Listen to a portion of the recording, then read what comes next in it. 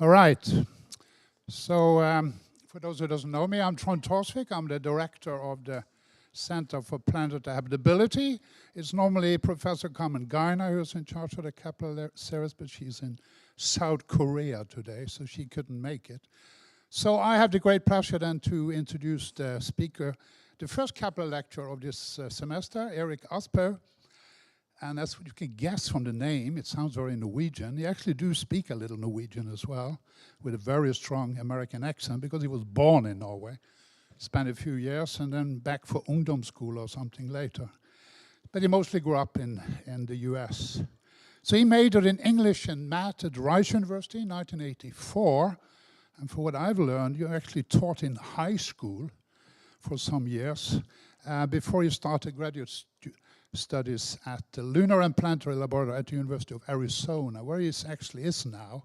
He started in '88, PhD in 1993. We also have a visiting program at our center, a Kepler visiting program, and Erik is the one we have with us these days. I've known about his name for a long time because mostly from his study on giant impacts, such as which formed the moon or the moon-forming event.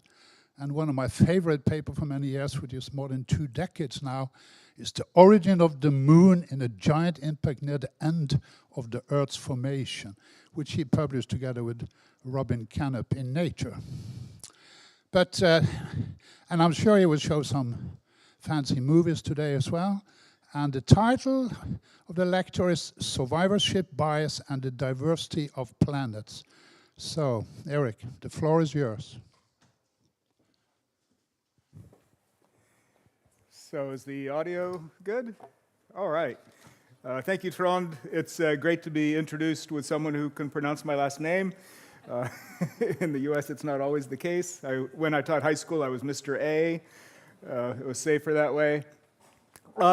Today, I'll be talking about a lot about planet formation and some of the things that we study in planet formation, the collisional physics, and the kinds of outcomes that you get in these collisions. But I've been curious as time goes by of, what does not get accreted in collisions. And we think of collisions as 2 kinds of mechanisms. One, they destroy planets and make big families of asteroids, or you have 2 planets come together and now they're one, and we build them and merge things. But these are 2 simplifications of what really happens. And I'm going to talk about this a little bit. So this will go by a little fast maybe because I want to have time for questions, but also there's a lot of topics on the table here. One is that accretion, as I just mentioned, is not actually a simple matter. When 2 things collide, they don't just stick and form a bigger planet. I'll be focusing on asteroids because it's a large statistical sample, and we can start to think about things in a statistical way before we try to apply them to things like formation of the Earth. And then in the back of our mind here is this notion of survivorship bias that is going to be the essence of kind of the philosophical part of my talk. And it's really hard to talk about because talking about things that don't exist anymore it leads you into interesting directions. But here's some examples that you all are probably quite familiar with in some cases. For example, the 5 guys here who all played Russian roulette and they all earned $1 million and it was the best decision they ever made. And then it's like, wait, weren't there 6 of you? And then on the upper right is this relatively famous study by Abraham Walt during World War II, where all these planes were coming back, shot up during the campaign in Italy. And they saw this pattern of all the bullet holes all over the planes, and they decided, let's armor the planes where they're getting shot up. And so they did this. They armored the planes. They went back to do more bombing runs, and the survivorship rate did not improve. And Abraham Walt, applied Bayes' theorem essentially to this and said, well, these are the planes that are coming back that have all these bullet holes. And so he convinced the generals against their skepticism to armor them where they're not being shot, and that succeeded marvelously.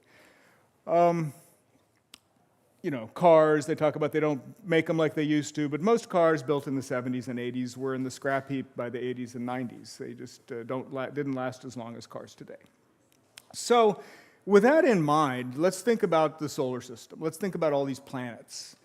I love this montage of all the non-planets in the solar system. These are all the satellites of the planets, but they're all over the map in composition, in geological complexity, but even just at the fundamental sense, like what are they made of in bulk, is really all over the map. Rocky, metallic, icy, some are even pure ice. I've been interested in the Saturn system, which is on the bottom right there, or on the top right there. And the Saturn system has these collection of middle-sized moons, which vary from Tethys, which is half the diameter of our moon, and it's pure ice. And this is a real mystery. How do you make a big ball that size of pure ice without almost no rock? Its density is less than that of ice, or about equal to that of ice. Same thing with Iapetus. And then you have these rocky objects. Enceladus is quite rocky, Mimas is quite icy, and they orbit right next to each other around Saturn. And so part of this explanation I'll be talking about next Friday in kind of a focus talk on the Saturn system. Trans-Neptunian objects going beyond Neptune, these are highly diverse, and these were discovered, in the late 1990s until the 2000s. Mike Brown and Dave Jewett and Jane Liu and others discovered these bodies and kind of cleaned up the detection of these Plutos beyond Pluto.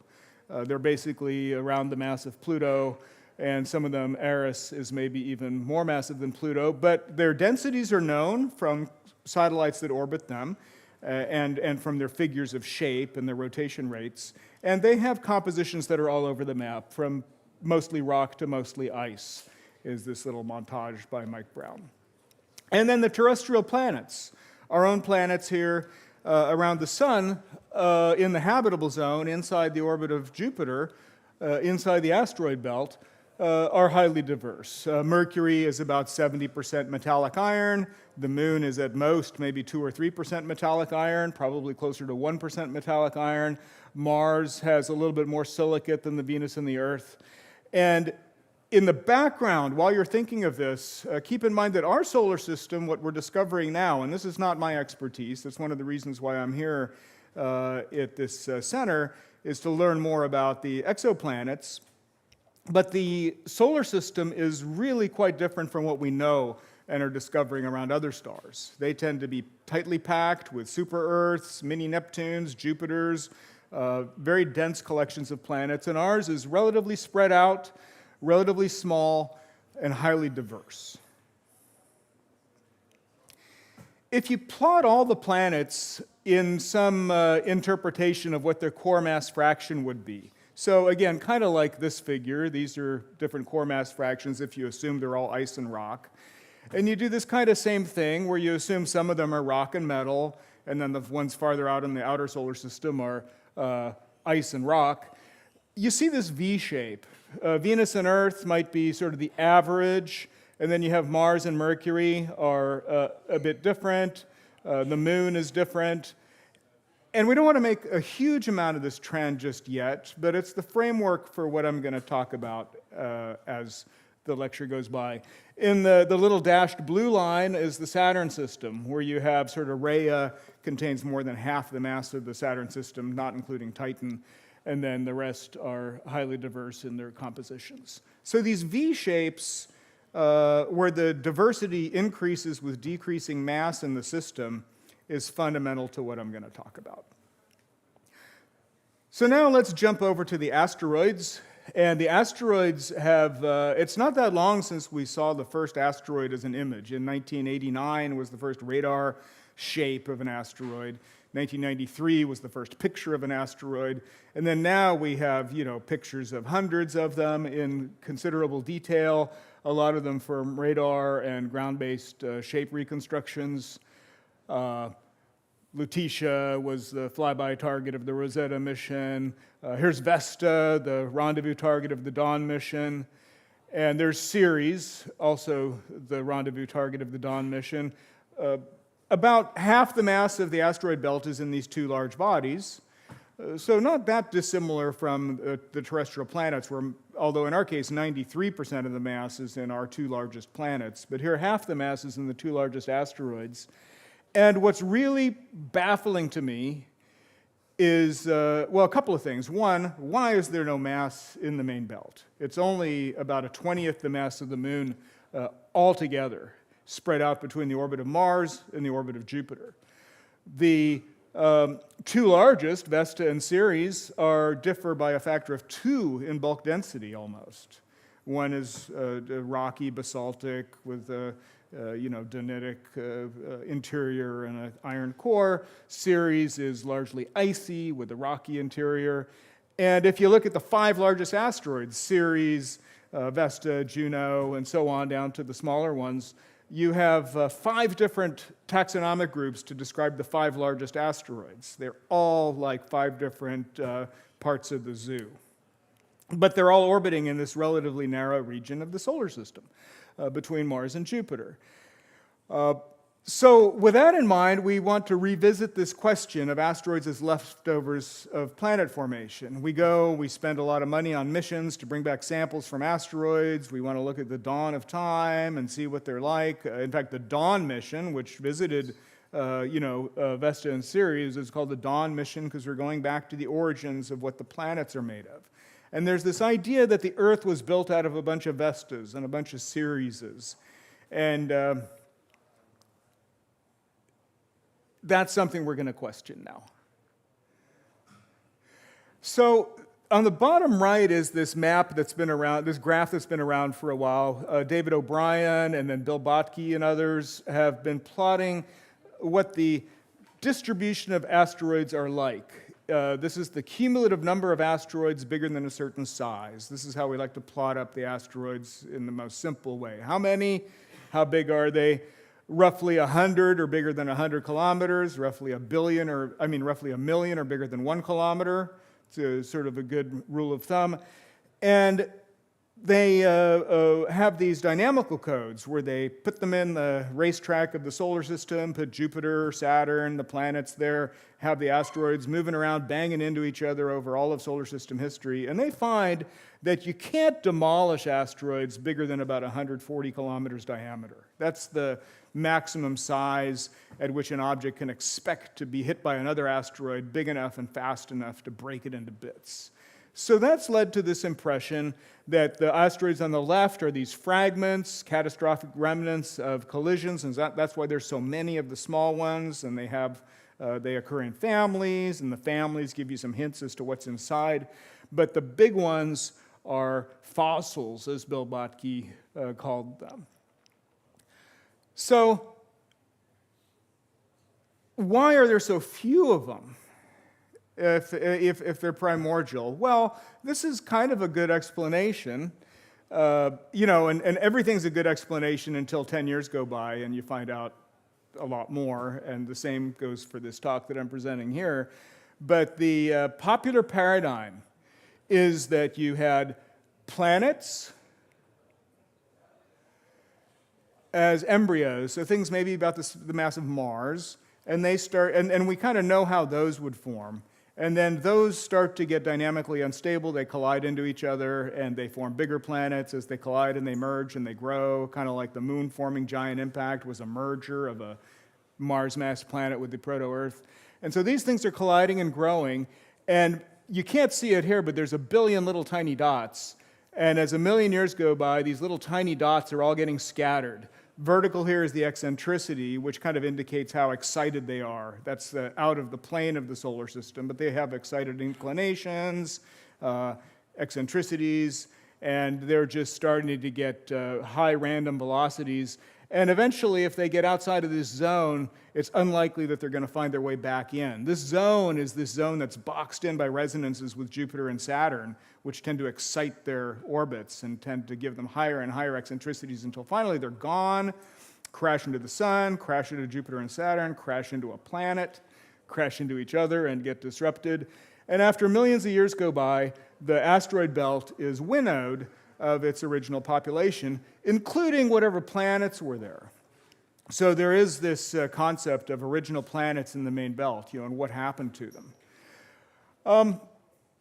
But this time scale, for those of you who study the Earth's formation, it's this is when the planets are forming, 1 million years, 3 million years, 10 million years. Planets are being accreted, and what are they being built of? Well, the whole idea was that they're being built out of these asteroid-type bodies, these planetesimals. So the story's not complete, and we do these things in theory, right? We say there's little tiny dots and there's the big dots. The little tiny dots do one thing, the big dots do something else. But the truth is there are no tiny dots and big dots. They're all a distribution of dots. And also an important concept to keep in the back pocket while we go forward here is that it winnows the big objects and the little objects alike, because from the point of view of Jupiter and Saturn, which are what's scattering stuff out of the main belt, it doesn't matter if you're in the mass of the Earth, or if you're the mass of Vesta, or if you're a 10-kilometer body. It's going to excite your orbit, and it's not going to care how massive you are. It's going to scatter you out of there if you happen to get caught in one of these resonances. So it's a mass-independent winnowing process. So let's take a step even farther back. What made the little dots? What made the planetesimals in the first place? And this, I think, is a pretty good answer. And it's been popular since for the last 10 years. It actually goes back to the 70s with Stu Weidenschilling and the 80s with Jeff Cuzzy and others. But the notion of a streaming instability, where pebbles, small particles, the original solids, they start to get caught up in turbulent eddies in the original nebula orbiting the sun. And the way to think of it is if you go down to the river and you see a little patch of leaves kind of circling around in one of the eddies, that's kind of what's happening here. Things get caught up, and then once they're massive enough, they self-gravitate and they can grow. These theories are very clever, and they're very well-founded. What's interesting about most of these theories is that they have all these, they're all parameterized. Like you ask the folks, like you'll ask any of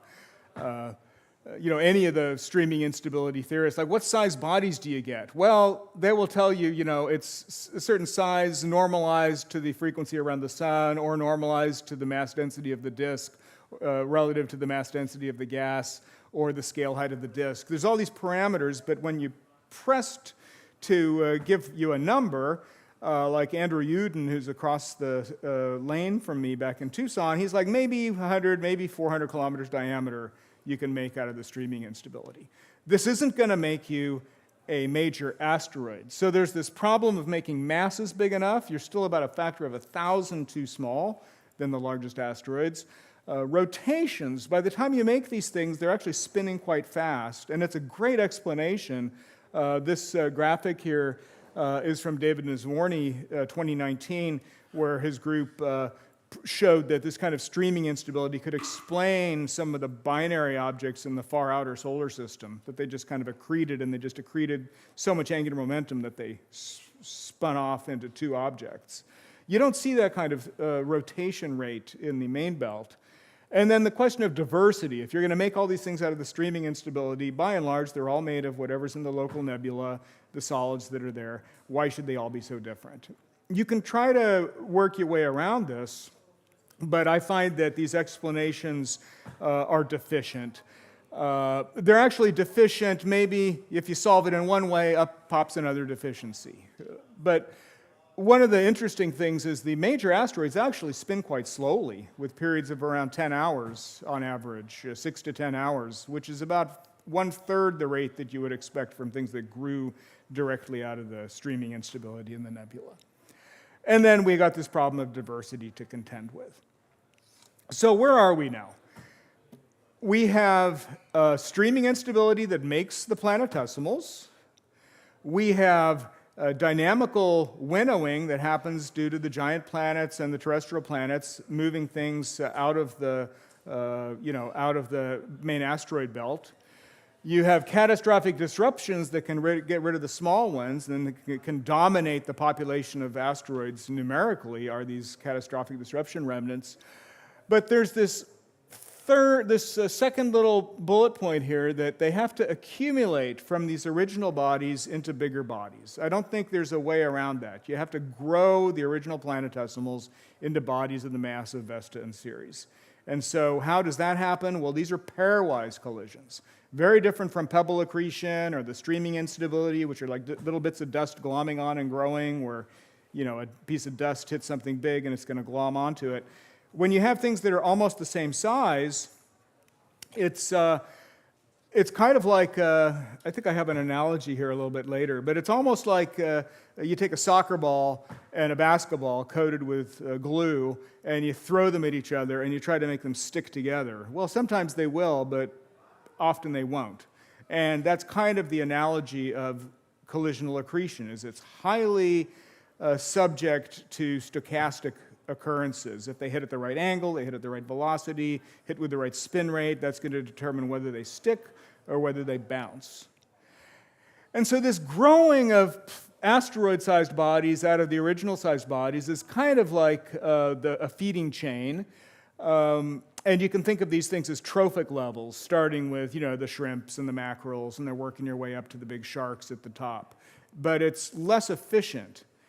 And it's a big deal, because you want to get from things that are maybe 100 to 300 kilometers to things that are maybe 1,000 kilometers or even larger. And the idea of these trophic levels, when you start to think about it, it's not just, you're piling stuff onto each other. If you want to get to the massive Ceres, which is a 950 kilometer diameter asteroid, starting with things that the streaming instability can make, that's maybe 300 kilometers diameter, you got to go through 5 trophic levels, by which I mean you have to work your way up a tree of growth. The tiny bodies have to grow to become a bigger body. Those have to grow to become a bigger body. Those have to become a bigger body. And you work your way up 5 stages. A lot can go wrong or right, depending on your perspective, at each of these stages, when it's not that easy for 2 things to accrete. And then we'll talk about Earth and Venus in a little bit, when we get to the more speculative stuff. But if Earth and Venus accreted out of 20 Mars-sized oligarchs, as they call them, the big dots at the start of that graph that I showed you from Dave O'Brien, it would be 3 trophic levels. Something made Theia, and then Theia and something else made the Earth, and you have to go back to these Mars-sized objects. So here's where it gets interesting. These mergers are actually inefficient, and as a result, unaccreted bodies can dominate the planetary population of survivors. This confusing and complicated graph here is, if you can ignore a lot of it, but we ran, a few thousands of these simulations. This is a cottage industry now, right? Everybody's running SPH simulations of 3-dimensional giant impacts with self-gravity and trying to see, can I build planets or not? It's not that easy. Here's 2 objects. This is very similar to the moon-forming giant impact, where Theia hit the Earth and spun off the moon, but you make it a little faster. Actually, I think this is actually 1.2 V escape. And they don't accrete. Theia keeps going. This is otherwise identical to the moon-forming giant impact. And what do I mean by V-escape? That's the slowest possible collisional velocity. If you have 2 objects in space and you just let them go at 0 velocity and they start to fall towards each other when they hit, that'll be V-escape. So V-escape is the slowest possible velocity the 2 things can hit. So that's here at 1. During accretion, whether it's planets or anything else, if you're building things, you can't hit them too fast or they break apart and destroy each other. You're not building anything. So the premise is that you're building planets. And if you're building things, the velocities are slow, which is a reasonable expectation, because what's exciting their velocities is mostly close encounters with each other. So the random velocities are around 1.4, the square root of 2. And so the fastest collisions are somewhere up here, and there's some accretions, and some are these hit-and-run collisions, like I drew up on the upper right. You can redraw this graph in terms of accretion efficiency.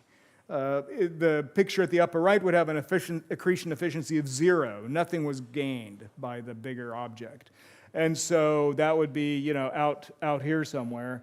But accretion efficiency of 1, it's actually an impact angle head on. You don't actually have an accretion efficiency of 1 because stuff tends to squirt out the sides at faster than the collision speed due to jetting. So you have to have some mass loss, and the most efficient collisions are at about 30 degrees impact angle, very slow. For the purpose of this talk, all you need to know is it's about a 50-50 chance of accreting or not accreting.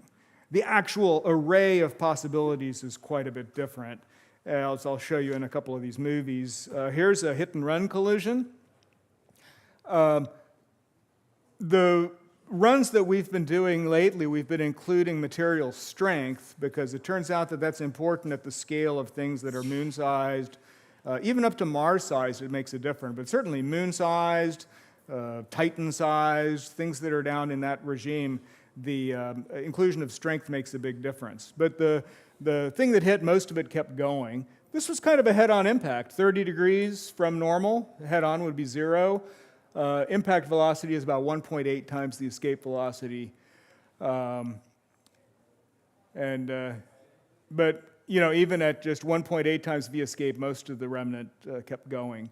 Here's a more energetic one. This is one that we had toyed around with as a possible origin of Mercury, disappearing down the bottom left.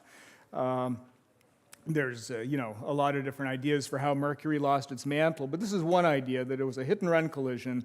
And the nice thing about this is that Venus, which is on the upper right, these are both orbiting the sun after this hit-and-run collision, and so it's likely to come back and hit it again. And so this is this idea of how Venus could have swept up Mercury's mantle, or if it accreted the core, you could end up with a moon formation scenario where you have a hit-and-run collision, you get a lot more mixing, and then you end up with a final collision that has a moon-like ending. So these are, this is what theorists do.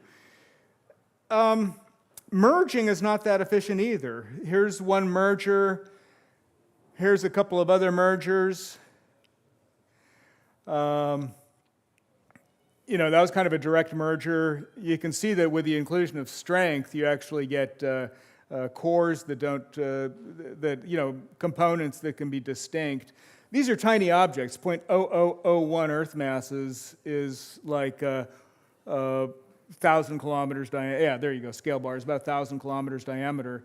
The one on the right, we got a ways to go still. This is actually going to be a merger. The impactor is, way outside the building right now.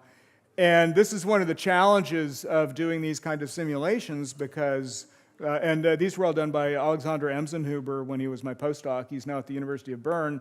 But is it going to come back? These things on the right burn a huge amount of supercomputer time, just waiting. And so we have to get a bit smarter, like hand it off to an n-body code and then wait for it to come back. But at this point, it's worth waiting. It's going to come back pretty soon. There it comes. And it makes a fair bit of a mess, especially if you look at the third dimensions. These are just slices through the objects. And in that case, we actually caught a satellite, which was kind of cool. So, getting into the statistics of all this stuff, the coin flip is a good way to represent a 50-50 chance of something happening. And so you could write this up. You could actually tell ChatGPT to write a program for you, which I've now learned that that's how all the kids are writing programs now, is to write a ChatGPT prompt, and out comes a Python code, right? But you can do this. You could just read this to ChatGPT when you get home, or you could get a pile of pennies and do it yourself and flip them and have some fun. But you get 2 jars representing Earth and Venus that are going to form. You get 20 pennies that representing the planets, the planetesimals or the embryos that are going to become the Earth and Mars. And you pick one off the table, say, flip it. If it's tails, pick a jar at random, throw it in. And just keep doing that. Pick a jar at random, throw it in. By the time you are done, it's a very interesting thing that on the table, you've got 2 pennies left, 2 coins left. None of them have been picked up and flipped tails. That's all you know. But statistically, Some of them have never been selected. That's one way to not be ending up in a jar. Or one of them could have been picked up like 4 times in a row and flipped heads each time. That's another way to survive and stay on the table. And so from the point of view of planetesimals that are growing to build the planets, there's these diverse ways of staying on the table. And that's where the Karenina principle applies here, is that there's a lot of different ways to not be, a happy planet. The more selectivity you have, the broader this distribution is. And so if you do 10,000 planetesimals becoming 100, you get this distribution that's the lighter, the triangles, where you can have coins on the table that have been flipped 10, 11, 12 times in a row and always landed heads, which in the planetesimal formation context, that means they had 12 hit-and-run collisions in a row and were never lucky enough to have an accretion. But then, of course, you also have this other tale of things that were never picked, were never flipped. Now, this is not dynamics, right? This is just coins and a jar. But you can start to think about this in a statistical concept. And the Karenina principle, there's different ways of thinking about it. One is, how like a medical treatment works if you don't count the people who died from their different kinds of complications to a medicine. If they never came back to the doctor's office, they're not part of the study anymore. A dreadful battle, Napoleon's Grande Armée, what's very intriguing about this is they all started out as a bunch of, soldiers from recruits from many different backgrounds, and then the few that returned all had, very interesting stories to tell. They're all unique. They all had something extraordinary happen that allowed them to get back. So we're going to get to a couple of simulations here and then wrap it up with a bit about the terrestrial planets. But here's a better model. Instead of the coins in a jar, which was kind of odd, like these jars are going to be like Venus and Earth, now we start with a number of planetesimals, and then we pick them at random and say they're going to collide with each other. And if you look at n-body studies and dynamical studies of what's most likely to be colliding at any given time, it actually goes as the square root of the mass. It goes as the radius to the 1.5 power. And so I pick these things, slightly biased to picking the larger ones to have the next collision, and then I pick another one, and then I just say you two are going to collide, and then I say what's the chance that you're a merger? That's where we flip the coin again. And now you're a merging collision, and if you merge, you're replaced by the sum of your masses. If you don't merge, you get marked with a dot, put back on the table, and that dot is the number of hit-and-run collisions that you've suffered. The number of non-accretionary collisions, I should say, because hit-and-run is kind of specific, but anything that's not going to end up in accretion. And so here's a random run. And sometimes you end up keeping the most massive body, which in this case has almost all the mass of the system. What we've done here is we do this, and then we winnow it. We go through and do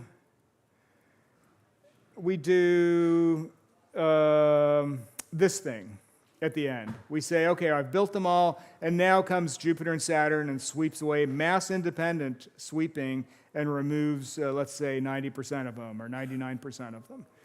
So that's where we are to get these graphs. And sometimes you sweep away the massive body, sometimes you don't. Here's a case where you don't.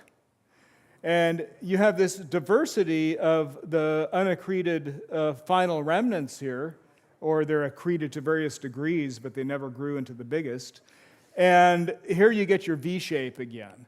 And so that's the basic essence of this story, is that non-accretion creates diversity, which gives you this kind of a V-shaped compositional distribution represented by the number of hit-and-run collisions you had, the number of attempted accretion events. It's way more complicated than that in reality because this creates debris. Debris creates damping. The damping regulates the velocities. So this has to be put into a more formal dynamical system together with debris. The accretion efficiency is relatively low, And so one of the things that I've been interested in is what actually happens to all this debris that's being produced during planet formation.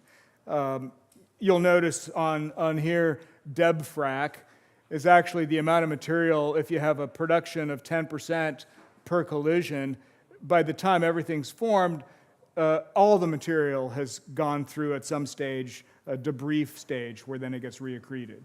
So there's this kind of like, those of you who are sedimentologists or, studying the origin of accretion of sediments, things go through many, many cycles before they end up finally getting deposited as rock. So what about Earths? This is where it gets fun and speculative and where I don't know if this actually applies, but we've got small, widely spaced planets. They are diverse. They are alive, at least this one is. We have a planet that has life.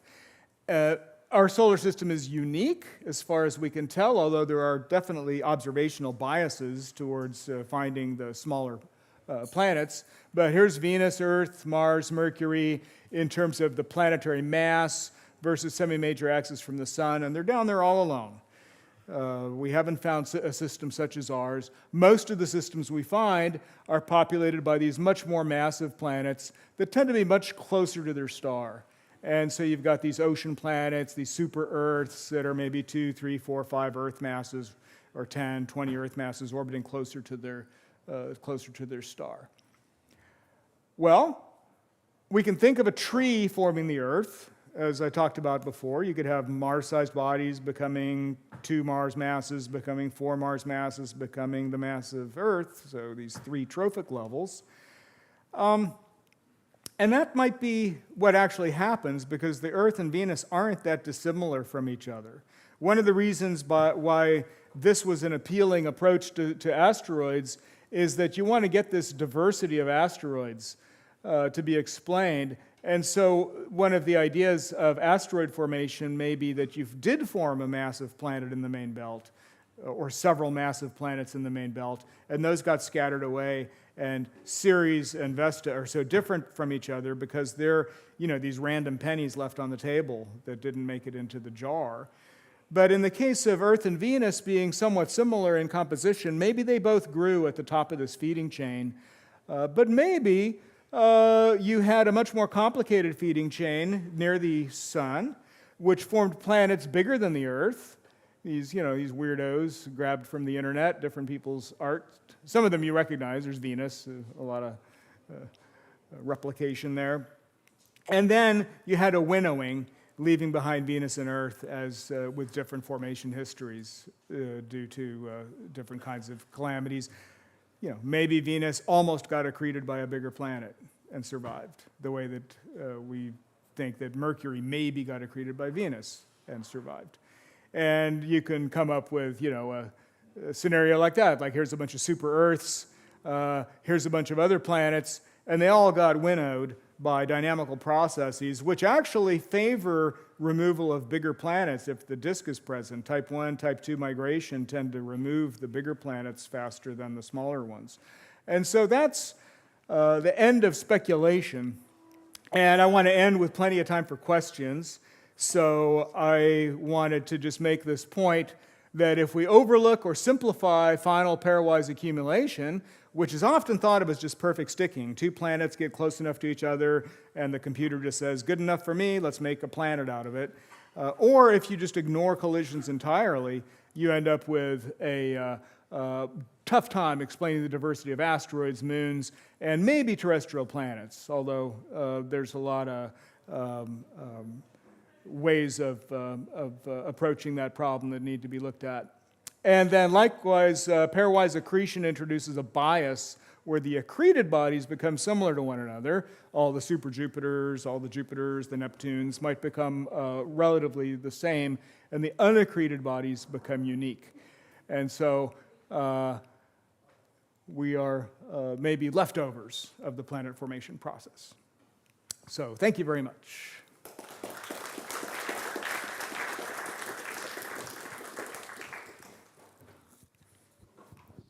Thank you, Erik, for this exciting lecture. Any questions? Yes? Oh. Right. So I just wondered about this this V-shape thing. Yeah.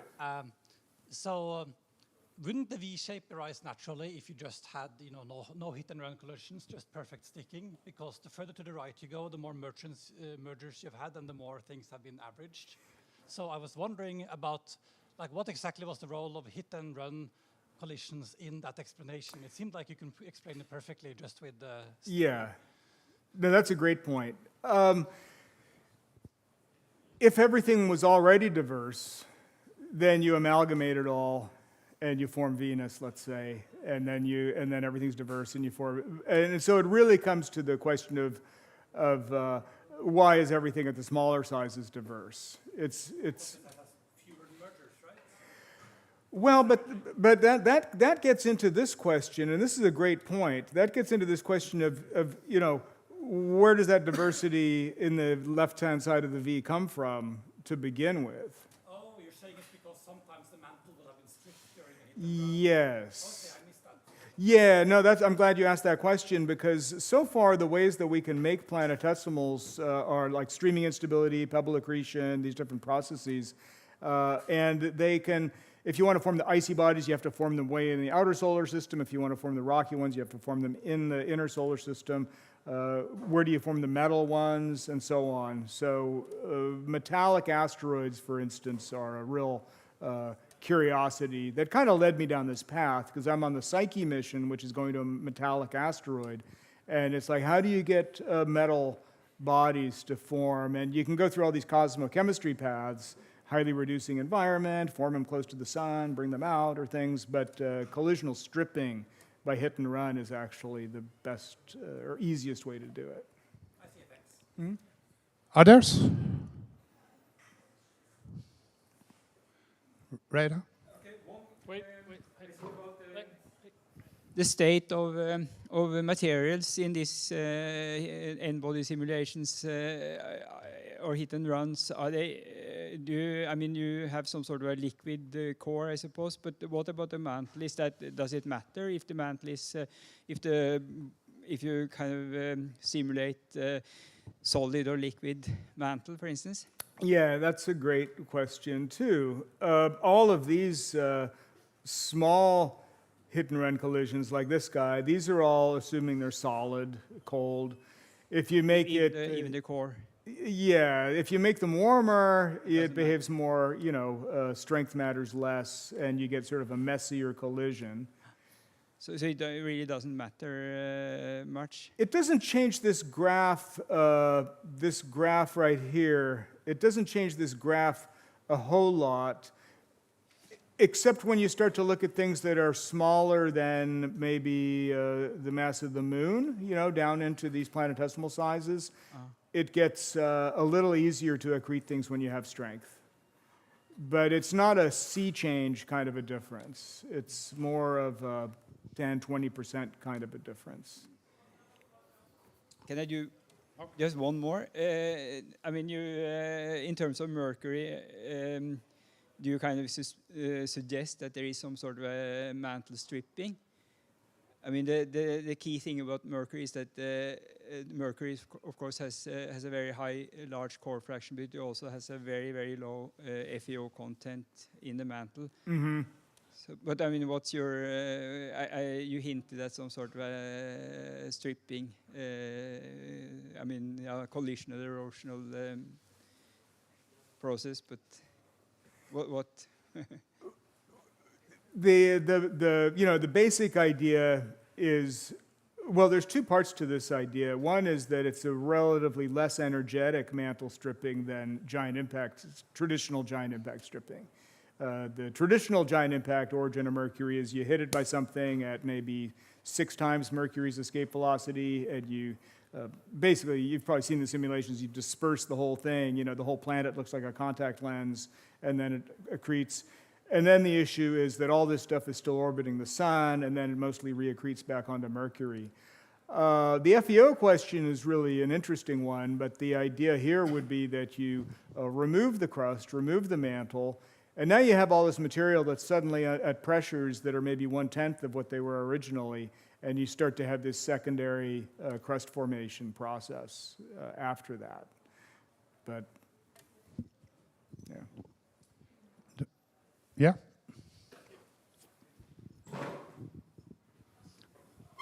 What part are playing then the giants, the gas giants in the whole game? I mean, there are the models that the gas giants were earlier much closer to the sun and were going out, yeah, to larger distances with their ellipses. Yeah, the Grand Tack and things like that. Yeah, this is I picked this one from 2006. This was, before there was a lot of, around 2005 was the Nice model, and then around 2011 was the Grand Tack and the idea that Saturn and Jupiter are migrating a lot. It adds a great deal of complexity to the issue, and it's been, that is a good model to explain why Mars has such a low mass and why there's so little material in the main belt. It's largely similar, though. It's this mass-independent, resonant removal of material that scatters stuff away. So I kind of glossed over that, but it's true that and there's actually this hypothesis by Badajian and Laughlin and Kat Volk and Brett Gladman and others about the Grand Attack, where you had sort of the Grand Attack as Jupiter and Saturn migrating in. Jupiter ends up at like 1.5 AU in some of these models, and that these drive the inner solar system into chaos, and then it crashes and disrupts and forms the sun. So, these kind of super simple models that I've ended with here are definitely, ignoring all of this, because these aren't really dynamical models. But yeah, that's sort of another way of looking at the diversity of the asteroid belt. In that case, could be that you had a precursor solar system, destroyed itself, or the gas giants destroyed it, and then you build up the bits and pieces of those remnants. And so has to be thought of as well, for sure. Yeah, Jupiter and Saturn, they assume, or it's assumed that they have a stone, a solid core. Mm-hmm. Is the mass of this core, would this be enough to explain maybe larger planets than from the inner stony planets, which had been disappeared? Yeah, I think, Jupiter is, like 300 Earth masses or so? It can gobble up a lot of super Earths and still be, that could be, when you start to think of why these giant planets are different from each other. It may be, there's a lot going into these late accretion events that might have driven off the envelopes of these objects, yeah. Others?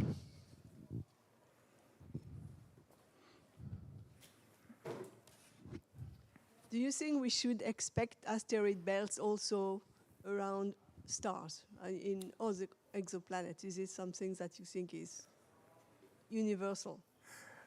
That I don't know. Kuiper belts, I think for sure. Outside belts of material that are sort of ejected, because planets form and they scatter everything out, and if you have giant planets forming, they'll throw all this material out. But these stranded bands of material in the inner solar system, I don't know. I think that has a bit to do with the luck of the draw. Like you could imagine if 99.9%, if you just draw a line of the mass distribution of the solar system between Mercury, Venus, Earth, Mars, out to Jupiter, it's like 99.95% of all that mass is gone in the main belt. So it doesn't take a hard bit of imagination to say that just a little bit more and it would all be gone. So yeah, that's a good question. I think beyond the orbit of the giant planets, I think you're always going to have these big stranded belts of material, though. All right. Any other? If not, we thank Erik again. Thank you, Trond, and thanks for the opportunity to be here. I really appreciate it.